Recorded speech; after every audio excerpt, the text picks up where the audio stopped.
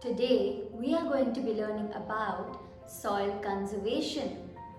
In this chapter, we'll be discussing about why soil is important, how are we losing soil, and ways to conserve soil. Let's do a quick warm-up before we get into the chapter. Tia has just moved to a new place and it has a big yard or lawn, but it is full of debris and has no plants in it. Tia cleared all the waste and planted some seeds and plants, but the plants won't grow as they should. Why do you think the plants are not growing? Do you know why? Let's look into the chapter and learn about it. The surface of the earth on which we walk is the ground. In some places, the ground is rocky, and in some places, it is like gravel, but it is mostly covered with soil. The soil is a mixture of dead organic matter, minerals, gases, water, and organisms that support life. How does it support life? The soil has four important functions. It is a medium for plant growth, it is a means of water storage, it is a modifier of atmosphere, and it is a habitat for organisms. Now let us learn about plants that grow in soil. Their roots spread out in the soil, some very deep and some on the surface, and absorb water and minerals present in the soil. Some plants do live in water, but most of the plants grow on land. Without soil, we will not have so many plants and trees. Here is a tidbit for you. 10% of the world's carbon dioxide emission is stored in the soil. Rainwater seeps down the ground to form groundwater. Without soil, there would be no groundwater because water cannot seep through rocks. And as water is underground, it does not evaporate and remains there. Some of this water is retained by the topsoil. Hence, through the soil, we have a natural way to store water where there are no water bodies. Plants further use this water to grow and make food. Soil also affects the atmospheric composition.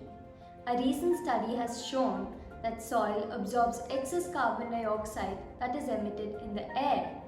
So, in cases where there is excess carbon dioxide or pollution in the air, the carbon dioxide is retained or absorbed by the soil, thus negating the effect of increased pollution.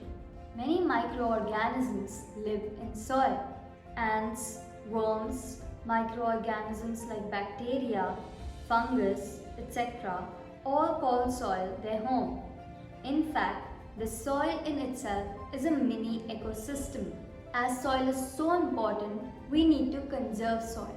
To know how to conserve soil, we should first know what is causing loss and degradation of soil. Now let us learn what are the threats to soil. Soil erosion occurs when soil particles are displaced from their original place and transported and deposited somewhere else. There are many agents of erosion like water, ice or glaciers, snow, wind, plants, animals, and humans. All these agents work to cause soil erosion. Soil salination. It refers to soil becoming too salty because of the increase in the presence of salts in it. It occurs when water-soluble salts accumulate in the soil to a level that impacts the growth of plants or crops and the growth of the organisms living in the soil. Soil salination starts with decreasing of its fertility. If it continues, the increased salination destroys all vegetation and living organisms in the affected area. The water that seeps through salinized soil will also be salty and hence the groundwater will be affected. Soil contamination. This is also called soil pollution. It occurs when pollutants reach the soil. The pollutants may be of many types like oil, garbage, toxic waste from factories, construction waste, etc. Even excessive use of fertilizers and pesticides can cause pollution. Soil compaction. Soil is generally loose and not densely packed. Fertile soil is porous so that organisms in it can breathe. Water and other nutrients seep in. Porous layers also help the roots of the plants to spread easily. In soil compaction, the soil gets pressed and become compact. It is harmful to agricultural fields as it will lead to decrease in porosity of the soil and the organisms will die without air and water. Soil sealing. This is the sealing of the top layer of soil completely by the other materials. Tar and concrete roads, buildings, etc. covered soil completely or partially.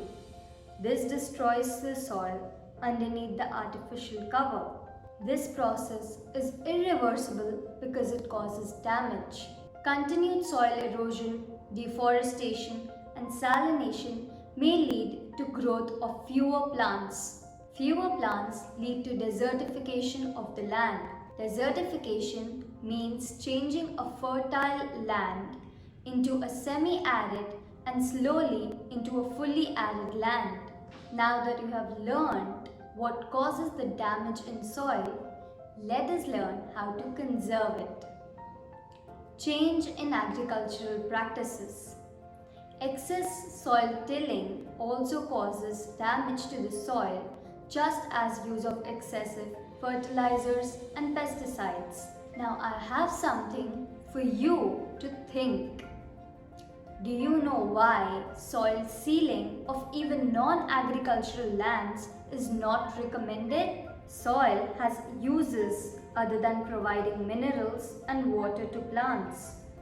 When we seal the soil by man-made constructions, we also lose out on the soil's ability to absorb rainwater and carbon dioxide. Unlike cemented pavements, soil can store up to 9,200 tons of water per acre, thereby reducing the risk of flood. Water just flows over the tar roads and cement, etc. and spreads. The water is not absorbed, but it flows to other parts. If there was soil, then it would have absorbed as much water it can, and also water does not flow as fast as it does on the pavement. So the spread of a flood is less. As the water is not absorbed, all the water is lost to us as it flows into the seas. Similarly, the carbon emissions, which are so high in a city, are not absorbed by the pavements, thus increasing the air pollution in an already polluted city. Hence, soil is important for city dwellers too, and not just farmers. Use of eco-friendly fertilizers and manure will help as they will break down and mix into the soil. Planting indigenous crops also helps as they are more suited for the local soil and climate. Planting crops not suitable to the area means we can use more water, fertilizers, etc. to have a good yield. In areas of less rain, we should have dry farming, which means planting crops which need less water. Crop rotation also helps as different crops need different nutrients. So, if we plant different crops in different times on the same land in a rotation, this allows the soil to regain some of its lost nutrients. Another way for the soil to regain lost minerals is by fallow farming. In fallow farming, land is left tilled but left unseeded so that the soil will recover lost minerals naturally. Have you seen paddy fields? The farm is divided into smaller sections where each section has an elevated boundary which keeps the water inside the section. As the water cannot flow out, it remains in it and hence decreasing the runoff of soil by water. Afforestation. Afforestation and planting more plants wherever possible also helps to reduce soil erosion. Plant trees along the edges of farm and roads so that the trees act as windbreakers and reduce the erosion by wind. Plants also have a firm grip on soil, thereby reducing the erosion by water. Afforestation on hills will reduce landslides and loss of soil during rains. Cover the empty ground near pavements or gardens with grass.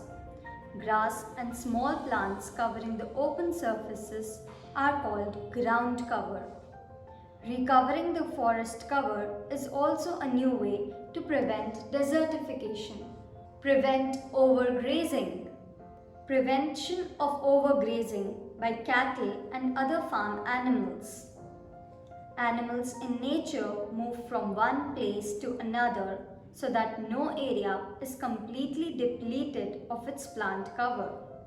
But now, as land is less, the animals are grazing in the same area, thereby not giving the plants and grass to recover.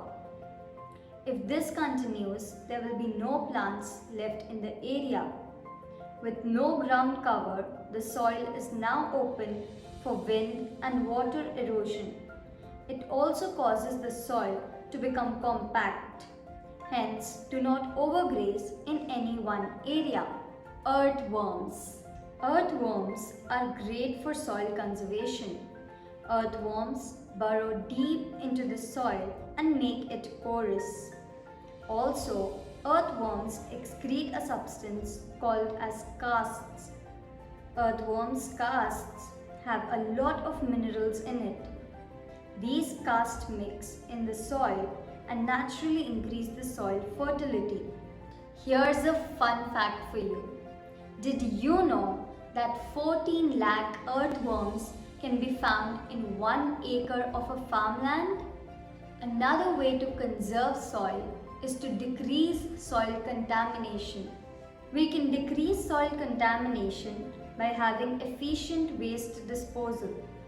Waste is created by households, factories, construction, etc. Most of the soil contamination is done by factory emissions and discharges. All this waste should be disposed of in a proper and efficient manner. This will reduce or at least limit the area that gets polluted and is not spread to agriculture or farmland. Here's a science top-up for you. Formation of soil is a very slow process. It is known that it takes up to 500 years to only form 2 centimeters of the topsoil. However, we see that globally 50,000 square kilometers of the topsoil is lost every year due to water and wind erosion. Here's a quick glossary of the chapter. Indigenous. Indigenous is something that is native or has originated naturally in an area. Contamination. Contamination is when something is being polluted or poisoned. Compaction. Compaction is a process by which the porosity of a substance is decreased as a result of its grains being squeezed together by the weight of an overlying substance. Desertification. Desertification is the process in which fertile land becomes arid or semi-arid due to deforestation, inappropriate agriculture and droughts, etc. Here is the mind map of the chapter. We have learned about soil, its uses, threats and conservation. Let us look into the uses. It is a medium for plant growth. It retains water and stores water. It absorbs excess carbon from air, It is also called a mini ecosystem. The threats to soil are caused by erosion, salination, compaction, contaminating, and sealing.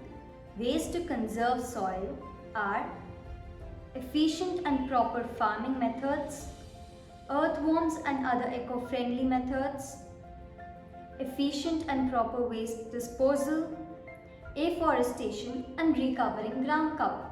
Now that we have completed the chapter, here is something for you to explore.